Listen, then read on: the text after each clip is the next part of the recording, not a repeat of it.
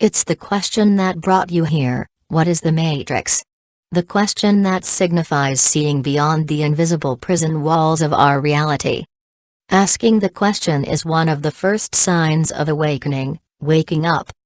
The human experience of reality in the early 21st century is known as the Matrix, maybe a computer program, a holographic universe, the third dimension. As Morpheus says in The Matrix, everything you see around you is the Matrix. Keyword see. With the eyes, not the soul, our third eye, our heart, or energetic frequencies, we are programmed to discount these.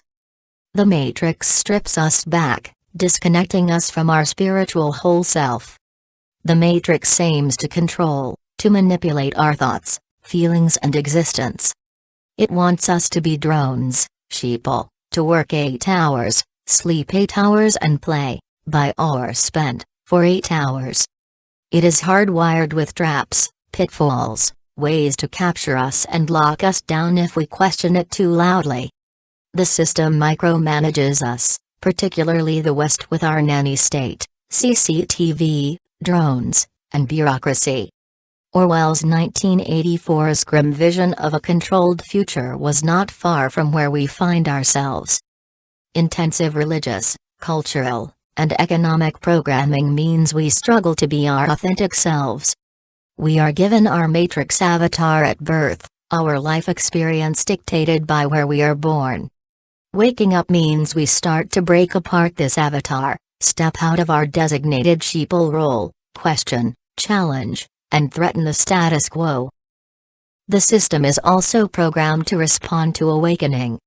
From an individual perspective, waking up in a hostile environment like the Matrix, a degree of care is required to navigate the potential traps rigged into the Matrix's web of control. If we wake up and don't begin to embrace a holistic approach to ourselves, balancing mind, body, and soul, we risk going under, sinking, checking out. To be awake and not spiritually connected is to limit hope and belief in a better world. Waking up is harsh. It takes guts, courage, a willingness to let go of all preconceived ideas about the world and our place in it. It requires we see the truth in the world around us. It leaves nothing hidden, no secrets.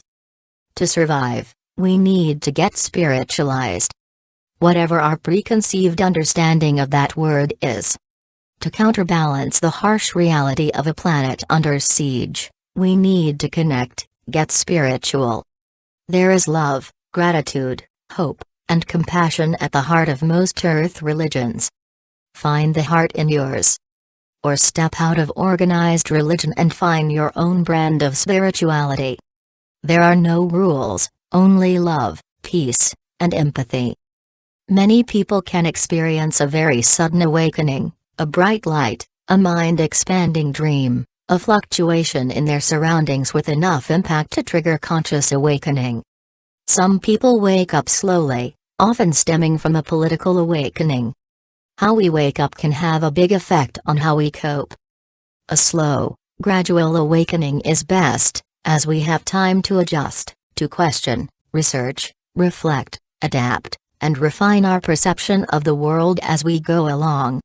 We can find people to help us along the way, use holistic remedies, sound baths, chanting, yoga, to gradually guide us along the path of waking up.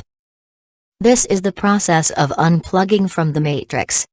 Like Neo, we must find our true selves to survive, to not crash.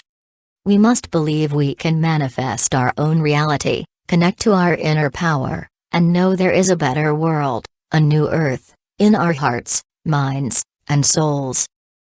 These 7 tips for surviving waking up in the Matrix can help us safely navigate the challenges of awakening. 1. Meditate, pray, breathe, and connect to higher frequencies regularly. Build this into your daily routines, let it become an organic part of your existence. 2. Try to keep your diet toxin-free and clean. This is a tall order in the Matrix where you may be mocked by friends and family for refusing to drink fizzy drinks, eat at McDonald's, frontline food weapons distributor, or consume copious amounts of alcohol. 3. Don't be hard on yourself.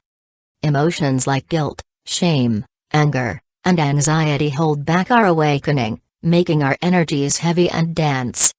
Don't beat yourself up. 4. Find the flow, the groove in your life. The more we go with the flow, the more in tune with the flow we are. 5. Be selective about who you confide in. The Matrix will trap any dissenters. It will try and box you in using, most commonly, pharmaceuticals. 6. Learn to play the Matrix game. If you break its rules, the rules of outwardly conforming, the Matrix will lock you in, trap you, and drain you. Adopt stealth mode, talk to trusted tribe only. Seek guidance from healers and holistic therapies. 7. Self-care is key to surviving this waking up process. Being prepared to look into our spiritual mirror, release dark, heavy, sticky karma, and welcome lighter love vibrations into our lives. This is shadow work, prayer, meditation, quiet time, reflection, and release. Adopting stealth mode may be the least relevant for some, as the current global awakening has reached such heights of openness and mainstream media penetration that standing up and fighting injustice is far more possible than it has been for a while. The cabal are on shaky ground, they know it, we know it. Who doesn't know about Bohemian Grove, the Bilderberg Group, the Rothschilds, and the 12 families? So maybe stealth mode is not always necessary. Look at your own life. How much natural freedom do you have? If you have plenty, relax and enjoy waking up. If there is a lot of control and oppression in your life, then stealth mode is highly advisable. Wearing an outward avatar of conformity can help as we navigate the trickier element of raising our frequencies. When we are ready to step into our power, we will know it in our own lives and we will stand our ground. Until then, survival may necessitate camouflage and stealthy strategy for some. Be careful who you tell and who you talk to. Avoid trusting anyone who represents the system, unless you know they are free thinkers, including doctors, social workers, and priests, or the equivalent. They are programmed to shut you down. They can be the loveliest people, kind and compassionate, but they are programmed by the system. Their thinking is structured to follow the Matrix algorithms. Keywords will set off alarms in their head, trigger processes and procedures that can be hard to stop once they have started.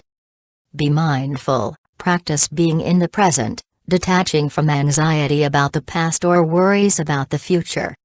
Children, nature, friendship, good books, and creative passions are excellent ways to keep us focused on the now. This takes daily practice and progress can be slow at first. Setting focused intentions at the beginning of each day can help with learning to see our own power in manifestation. Avoid trying to escape too much. The spirit, once awakened and realizing it's in the third dimension, which can be brutal, harsh, and painful, compulsively wants to escape. It can achieve this through tantric breathing, opiates, meditation, and lucid dreaming, to name a few. We are a trinity being, mind, body, soul systems, each element in balance with the others. This balance comes from moderation, core grounding, and chakra alignment. The natural organic evolution of Gaia and the beings traveling with her lends itself to a bumpy ride. Yet we each chose to be here. Teachers, warriors, shamans, free thinkers, rebels, and healers. We have a mission. To fulfill that mission and raise the frequency in our little sphere of influence is to learn how to play the Matrix game, navigate cosmic storms, whilst remaining stable and mindful in the third dimension. We can all be karmic Neo. We can all stop bullets, learn kung fu, and rock a leather coat if we choose to. Namaste.